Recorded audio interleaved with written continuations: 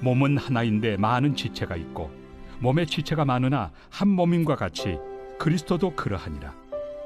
우리가 유대인이나 헬라인이나 종이나 자유인이나 다 한 성령으로 세례를 받아 한 몸이 되었고 또 다 한 성령을 마시게 하셨느니라.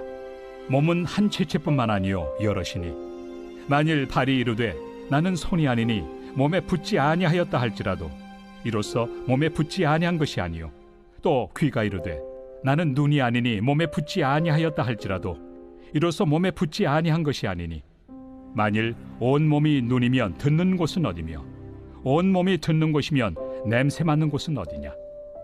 그러나 이제 하나님이 그 원하시는 대로 지체를 각각 몸에 두셨으니 만일 다 한 지체뿐이면 몸은 어디냐.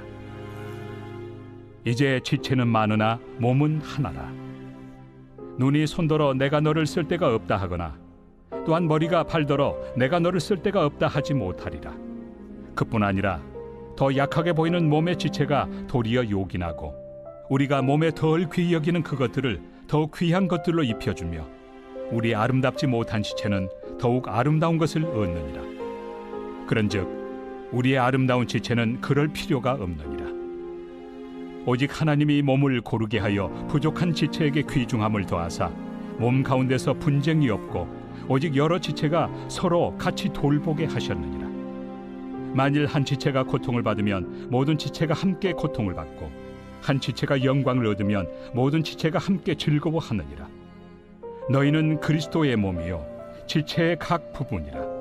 하나님이 교회 중에 몇을 세우셨으니 첫째는 사도요 둘째는 선지자요 셋째는 교사요 그 다음은 능력을 행하는 자요 그 다음은 병 고치는 은사와 서로 돕는 것과 다스리는 것과 각종 방언을 말하는 것이라. 다 사도이겠느냐 다 선지자이겠느냐 다 교사이겠느냐 다 능력을 행하는 자이겠느냐 다 병 고치는 은사를 가진 자이겠느냐 다 방언을 말하는 자이겠느냐 다 통역하는 자이겠느냐. 너희는 더욱 큰 은사를 사모하라. 내가 또한 가장 좋은 길을 너희에게 보이리라.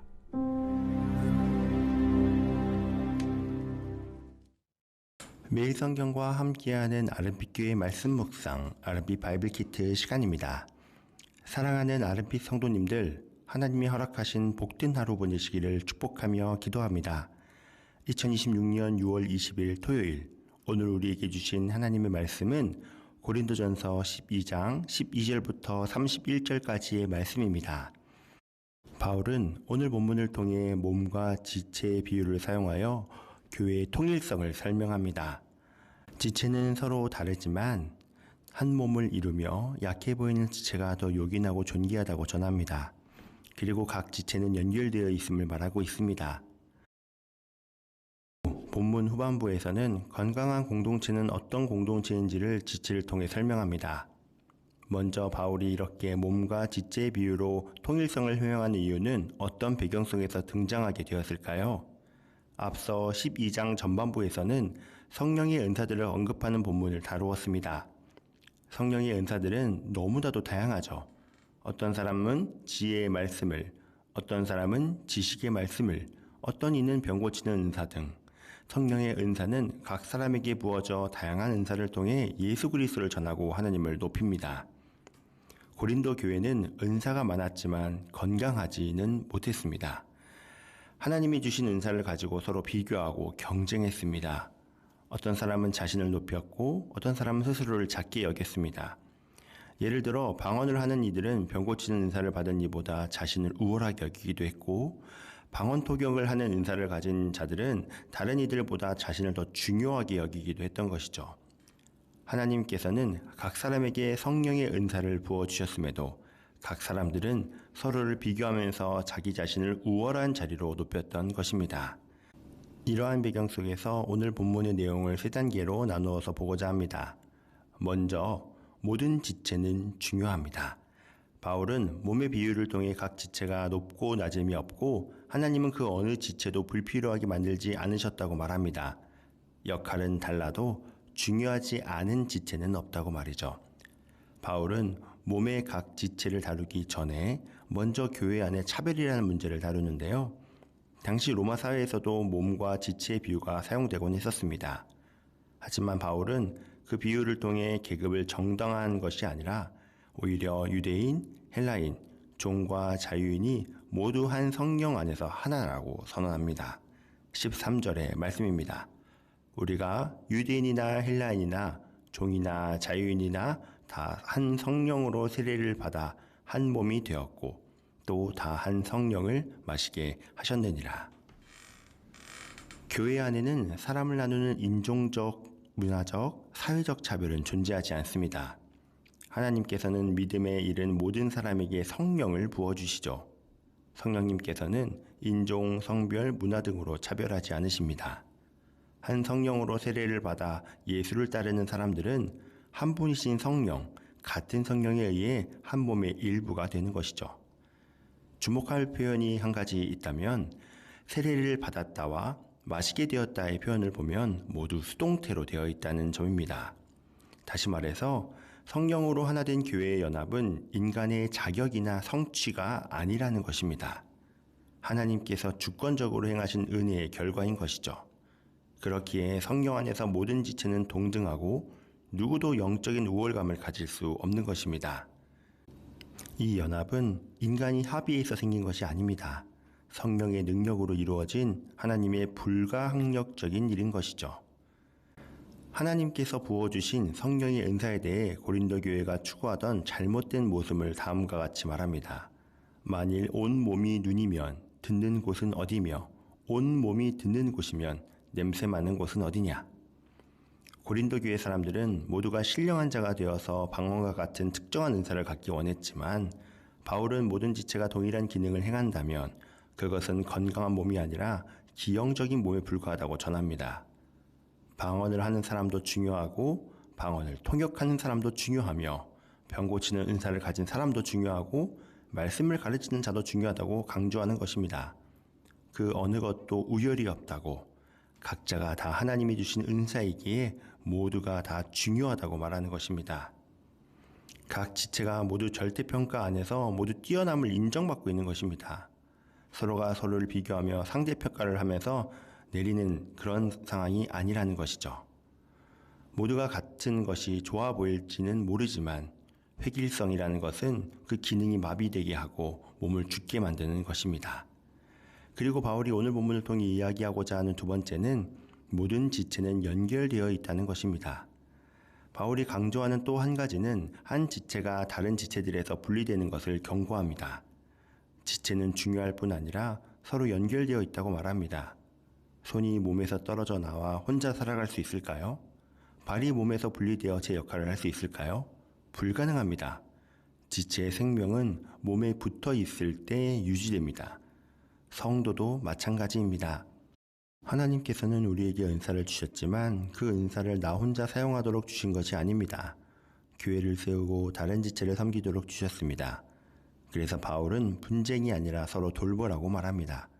교회는 경쟁하는 곳이 아니라 서로를 필요로 하는 곳입니다.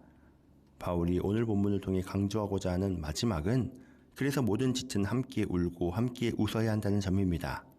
오늘 본문 26절의 말씀입니다. 만일 한 지체가 고통을 받으면 모든 지체가 함께 고통을 받고 한 지체가 영광을 얻으면 모든 지체가 함께 즐거워하느니라. 몸이 건강하다는 것은 모든 지체가 똑같다는 뜻이 아닙니다. 한 곳이 아프면 몸 전체가 아픔을 느끼는 것입니다. 손가락 하나만 다쳐도 몸 전체가 불편합니다. 눈에 작은 티끌 하나만 들어가도 온몸이 반응합니다. 교회도 마찬가지입니다. 나와는 다른 부서 또는 다락방에 있지만 아름빛 교회라는 같은 몸 안에서의 지체로서 다른 지체가 힘들어하고 아파할 때 함께 아파할 수 있는 것이 건강한 교회입니다. 누군가 기도 응답을 받으면 함께 기뻐할 수 있는 것입니다. 누군가 회복되면 함께 감사할 수 있어야 합니다. 그것이 한 몸 된 공동체의 모습입니다. 그래서 바울은 로마서에서도 이렇게 말합니다. 즐거워하는 자들과 함께 즐거워하고 우는 자들과 함께 울라. 한 지체가 얻는 영광에 함께 기뻐하고 함께 즐거워하는 것이 건강한 공동체라고 할 수 있는 것이죠. 우리 교회를 한번 돌아보았으면 좋겠습니다. 교회는 그리스도라는 한 몸 안에 다양한 은사를 가진 다양한 성도들로 이루어져 있습니다. 그 누구도 누가 우월하다고 할 수 없습니다. 왜냐하면 은사는 하나님께서 우리 각 사람 가운데 주신 선물이기 때문이죠. 하나님께서 우리에게 선물을 주신 목적은 나를 높이기 위함이 아닙니다. 서로를 세우고 돌보게 하기 위함입니다. 그래서 건강한 교회는 은사가 많은 교회가 아니라 함께 울고 함께 웃을 줄 아는 교회입니다. 그리스도의 한 몸 공동체는 차이는 있어도 차별은 없어야 합니다. 다름은 불편함이 아니라 풍성함의 근거가 됩니다. 건강한 교회는 다양성 아래 유기적인 통일을 이루어갑니다. 교회 안에서 쏠림 현상은 바람직한 모습이 아닌 것이죠. 교회는 같은 공간에 모인 사람들이 아닙니다. 한 사람의 기쁨을 모두의 기쁨을 여기고 한 사람의 눈물을 함께 흘리는 그리스도의 몸입니다. 오늘도 하나님께서 우리를 한 몸으로 부르셨음을 기억하며 서로를 비교하지 말고 서로를 필요로 여기며 함께 울고 함께 웃는 아랫빛 교회가 되기를 간절히 소망합니다. 다 함께 기도하겠습니다. 사랑과 은혜가 풍성하신 하나님 아버지 감사합니다. 오늘도 말씀을 통해 우리가 그리스도의 한 몸 된 공동체임을 배우게 하시니 감사합니다. 오늘 말씀을 통해 우리 모두가 서로 다른 모습과 은사를 가지고 있지만 한 성경 안에서 한 몸으로 부르심을 받았음을 기억하게 하시고 하나님께서 맡기신 자리에서 충성되게 살아가게 하여 주시옵소서. 다른 지체들과 비교하며 교만하거나 낙심했던 모습을 내려놓게 하시고 하나님께서 각 사람에게 주신 은사를 감사함으로 받아들이는 믿음을 허락하여 주시옵소서. 나를 높이기 위해 살아가는 것이 아니라 교회를 세우고 이웃을 섬기며 하나님께 영광 돌리는 삶을 살아가게 하여 주시옵소서. 아름빛 교회가 서로를 필요로 여기고 사랑으로 세워가는 공동체가 되게 하여 주시고 우리의 다름이 분열의 이유가 아니라 풍성함의 이유가 되게 하시고 함께 울고 함께 웃는 그리스도의 몸된 공동체로 세워 주시옵소서. 감사합니다. 살아계신 예수 그리스도 이름으로 기도합니다.